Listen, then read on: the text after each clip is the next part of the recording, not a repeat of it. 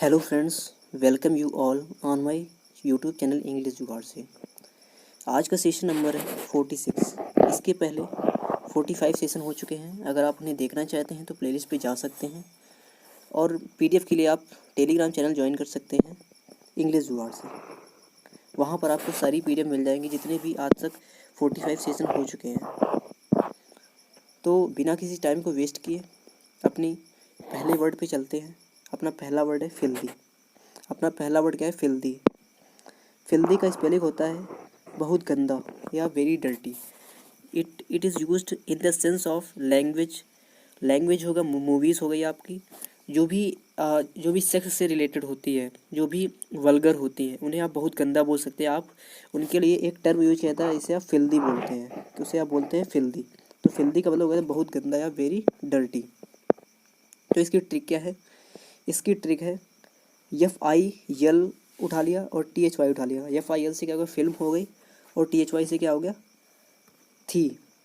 इससे क्या होगा? फिल्म थी गंदी। इमरान हाशमी की फिल्म बहुत गंदी थी। ट्रिक क्या है? फिल्म थी, इमरान हाशमी की फ़िल्म बहुत गंदी थी। जब हम थिएटर गए, जब मूवी देखने, वहाँ पर इमरान हाशमी की फ़िल्म थी, वो उसके बाद बहुत गंदी थी। तो हमारा पर्पज़ क्या है? इसको याद करना। तो इसके नीचे अंडरलाइन कर लेते हैं। तो फिल्दी का मतलब है तो बहुत गंदा है, वेरी डर्टी। इसकी ट्रिक क्या है? फिल्म थी, इससे क्या होगा? फिल्म होगा, इससे क्या होगा? थी हो गया। फिल्म थी, इससे क्या होगा? फिल्म थी। इमरान हाशमी की फ़िल्म क्या थी? बहुत गंदी थी। ट्रिक क्या है? फिल्दी का मतलब है बहुत गंदा है, वेरी डर्टी। आप कभी भी इस वर्ड को देखेंगे क्या याद आएगा? फिल्म थी। क्या फिल्म थी? क्या थी? बहुत गंदी थी। ट्रिक क्या है? फिल्म थी, क्या थी? बहुत गंदी थी। जब मैं इमरान हाशमी की फ़िल्म देखने गया, क्या थी वो? बहुत गंदी थी। तो फिल्दी का मतलब होगा बहुत गंदा है, वेरी डर्टी। इसकी ट्रिक क्या है? फिल्म थी, फिल्म थी, क्या थी? बहुत गंदी थी। इमरान हाशमी की फिल्म क्या थी? बहुत गंदी थी। तो इसके सिनोनियम्स क्या है? इसके सिनोनियम्स है मर्की हो गया। मर्की का मतलब होता है जहाँ पर क्लीननेस नहीं होती है, जहाँ पर क्या साफ़ सफाई नहीं होती है। और इसके एंटोनियम्स क्या हो गया? क्लीन हो गया, स्क्रब्ड हो गया। स्क्रब्ड इसका मतलब होता है साफ़ सफाई बहुत ज़्यादा, जहाँ पर बहुत ज़्यादा क्लीननेस होती है। मट्टी का मतलब होता है गंदा। ये क्या है? सिनोनियम्स है। ठीक है, तो अपने अगले वर्ड पे चलते हैं। अपना अगला वर्ड है हारमोनी। अपना अगला वर्ड क्या है? हारमोनी। हारमोनी का मतलब होता है तालमेल। क्या वो मतलब होता है? तालमेल। किन्हीं भी व्यक्तियों के बीच में तालमेल। जैसे कि समाज में रहने के लिए एक हार्मनी की आवश्यकता होती है, घर परिवार में रहने के लिए एक हार्मनी की आवश्यकता होती है, जिसे हम तालमेल बोलते हैं। आप उसके लिए अंग्रेजी में वर्ड यूज कर सकते हैं हार्मनी, कि हमें घर में रहने के लिए सभी से बोलना पड़ता है, और जो भी समाज में रहने के लिए हमें एक तालमेल बनाए रखना पड़ता है। हमें किसी से भी दुश्मनी नहीं मोल लेनी होती। तो उससे आप बोल सकते हैं हार्मनी। आपको क्या रखनी पड़ती है? हार्मनी। आपको क्या रखनी पड़ती है? हार्मनी। तो हार्मनी का मतलब हो गया तालमेल, एग्रीमेंट। क्या हो गया? हार्मनी का मतलब तालमेल है, एग्रीमेंट। इसकी ट्रिक क्या है? अपने इस वोकैब से क्या वर्ड उठाया? अपने इस वोकैब से वर्ड उठाया HARMON उठाया, क्या उठा? IHARMON उठाया, NY उठाया। इससे क्या हो गया? हरमन हो गया। इससे क्या हो? नीना। हरमन नीना में अच्छा तालमेल है। हरमन और नीना क्या है? दोनों हस्बैंड और वाइफ हैं, और दोनों में क्या है? बहुत अच्छा तालमेल है, बहुत ज़्यादा एक दूसरे की दोनों लोग बात मानते हैं, और दूसरे क्या है? एक दूसरे से सहमत होते हैं। तो उनमें क्या है? बहुत अच्छा तालमेल है। तो इससे ट्रिक क्या है? हारमोनी का तालमेल। इससे ट्रिक क्या है? हरमन और नीना।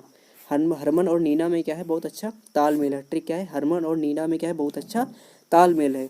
तो हरमन और नीना में क्या है? बहुत अच्छा तालमेल है। तो इसके सिनोनिम्स क्या है? इसके सिनोनिम्स एग्रीमेंट। अकॉर्ड हो गया। अकॉर्ड का मतलब भी होता है, क्या होता है? सहमति।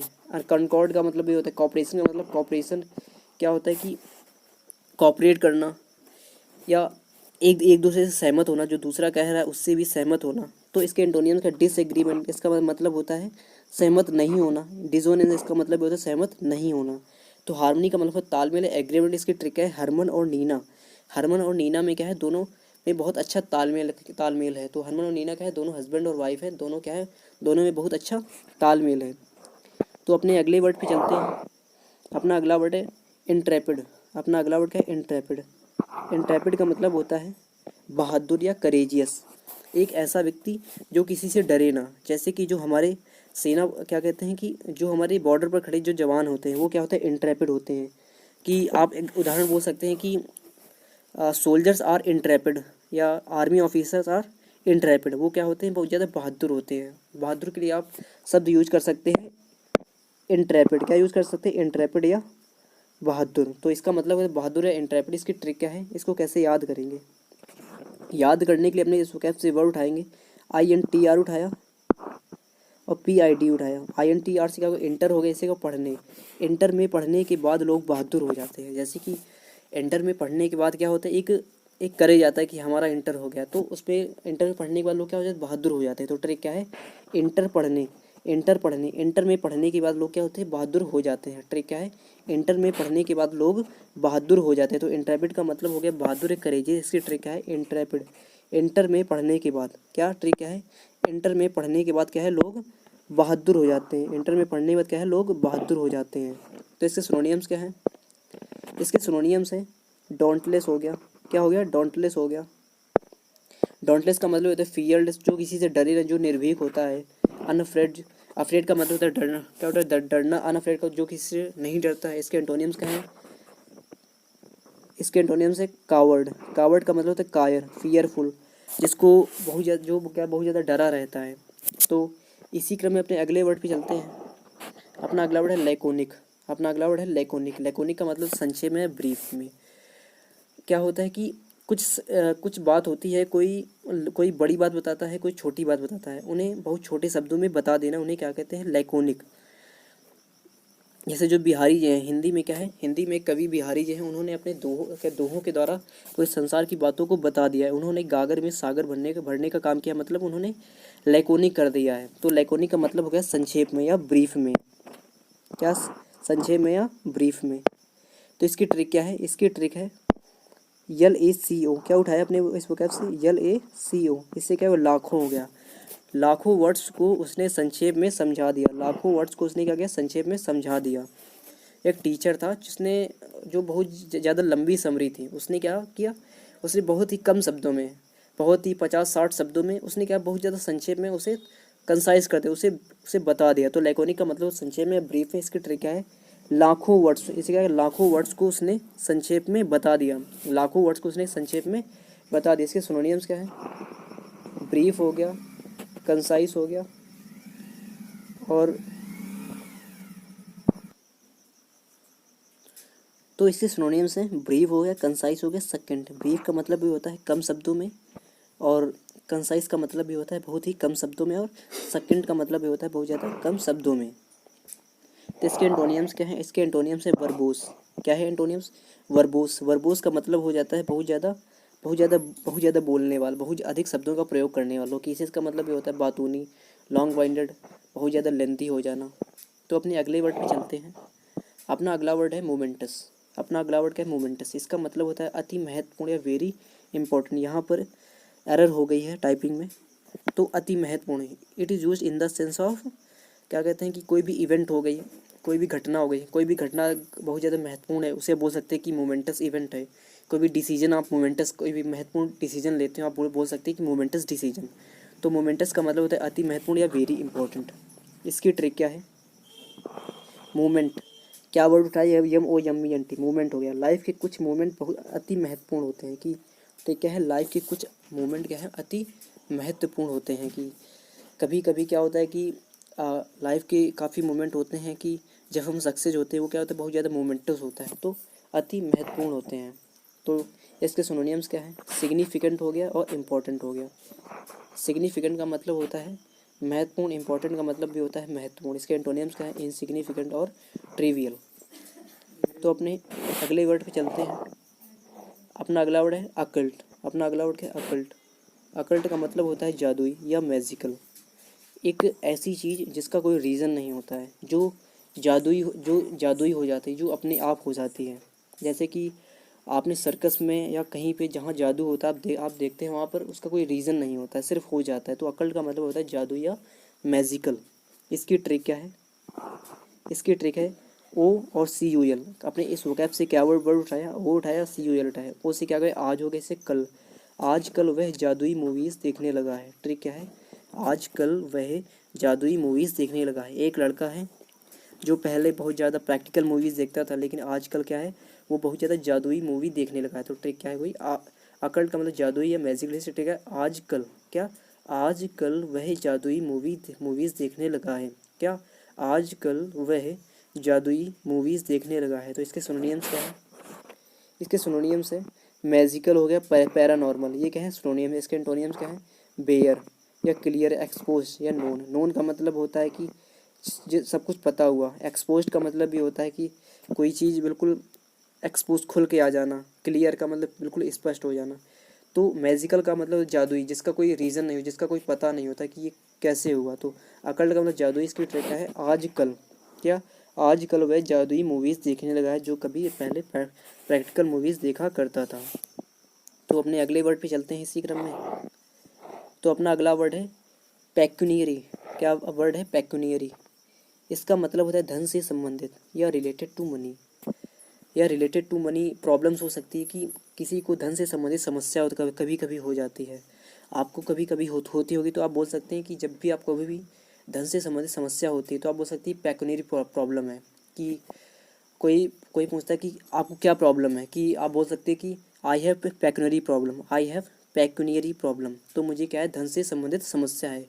तो रिलेटेड टू मनी। तो इसकी ट्रिक क्या है? आपने इस वोकैब से वर्ड उठाया PECUN। इससे क्या मान लेते हैं? पकवान। इससे क्या होता है? नारी। पकवान बनाने वाली नारी को धन से संबंधित समस्या है।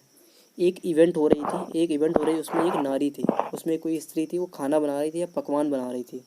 उससे क्या होती, घर में बहुत ज़्यादा फाइनेंशियल प्रॉब्लम थी, इसी वजह से मैं खाना बना रही थी। तो इसकी ट्रिक क्या है? पकवान बनाने वाली नारी को धन से संबंधित समस्या है। क्या? पकवान बनाने वाली नारी को धन से संबंधित समस्या है। तो पेक्यूनियरी का मतलब है धन से संबंधित है, रिलेटेड टू मनी। इसकी ट्रिक क्या है? PECUNNIAR। इससे क्या पकवान हो गया, PECUN से क्या होगा? पकवान हो गया। इससे क्या नारी, एक इवेंट थी, कोई काम हो रहा था जो कि शादी आदि होगी। तो पकवान बनाने वाली जो नारी थी, जहाँ जो पकवान बना रही थी, जो खाना बना रही थी, उसको क्या धन से संबंधित समस्या थी।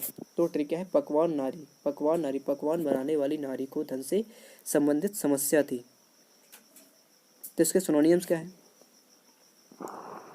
मॉनेटरी हो गया, फिजिकल हो गया, फाइनेंशियल।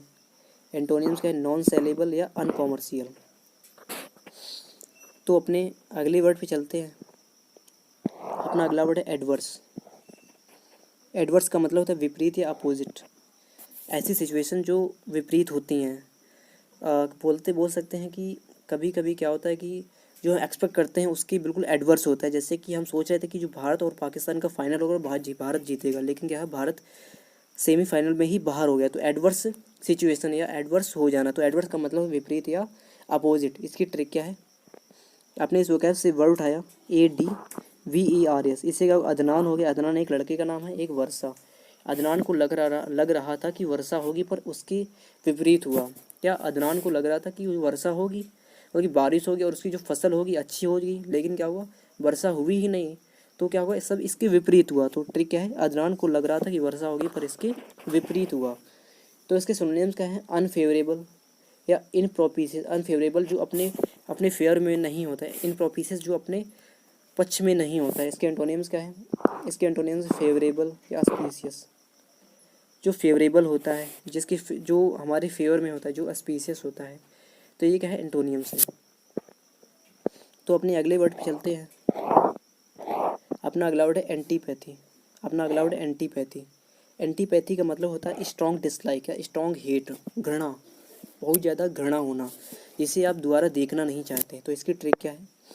इसकी ट्रिक है ANTY और PATH। इससे क्या है? आंटी हो, इसे पोथी। आंटी को पोथी से घृणा है। क्या? आंटी पढ़ना नहीं चाहती, वो क्या है, उन्हें पोथी पढ़ने से घृणा होती है। तो ट्रिक क्या है? आंटी पोथी।